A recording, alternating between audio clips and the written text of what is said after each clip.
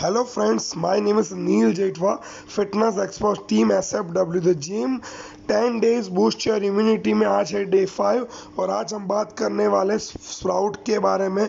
Sprout अंकुरित मूंग और चने, भिगोए चने जो हाई सोर्स है प्रोटीन का। तो आज हम बात करेंगे स्प्राउट्स के बेनिफिट्स के बारे में।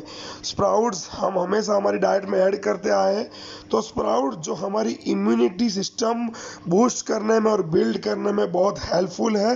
साथ ही साथ स्प्राउट में विटामिन सी पाया जाता है जो हमारी इम्यूनिटी सिस्टम बिल्ड करने में बहुत हेल्पफुल है और इसके साथ गुड सोर्स ऑफ प्रोटीन है।